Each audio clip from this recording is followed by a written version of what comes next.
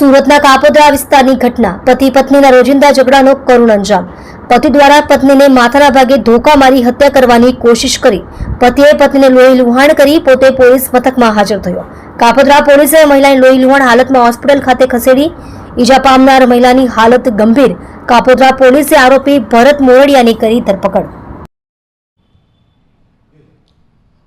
ગઈ તારીખ 10/9/2024ના રોજ કાપોદ્રા પોલીસ સ્ટેશન હદના શ્રીજીનગર વિભાગ 2 સોસાયટીમાં પતિએ પત્નીને કપડાં ધોવાના ધોકા વડે માથામાં ગંભીર ઈજાઓ પહોંચાડેલ હોય અને મરણતોલ ફટકા મારેલ હોય, જે અન્વયે આ કામના આરોપી ભરતભાઈ વલ્લભભાઈ મોરડિયા રહેવાસી શ્રીજીનગર વિભાગ 2 સાગર રોડ કાપોદ્રા સુરતનાઓ પોલીસ સ્ટેશન આવી પોતે જાહેરાત એવી કરેલ કે મારી પત્ની સાથે મારે અવારનવાર ઝઘડો થતો હોય અને એ મને માનસિક ત્રાસ આપતી હોય અને મારા બાળકોને પણ પરેશાન કરતી હોય।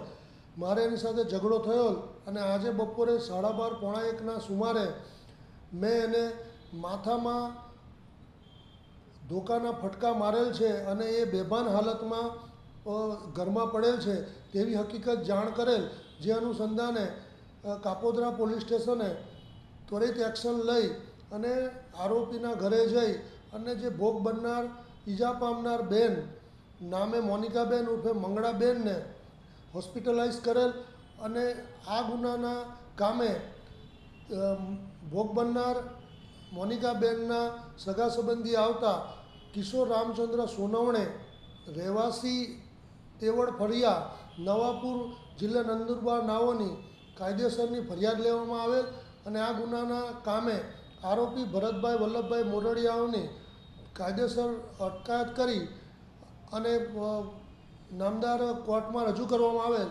ઉપરોક્ત ગુનાની તપાસ પોઈન્ટ શ્રી MB અવસુરા કાપોદ્રા પોસ્ટેનાઓ હાલ કરી રહેલ છે।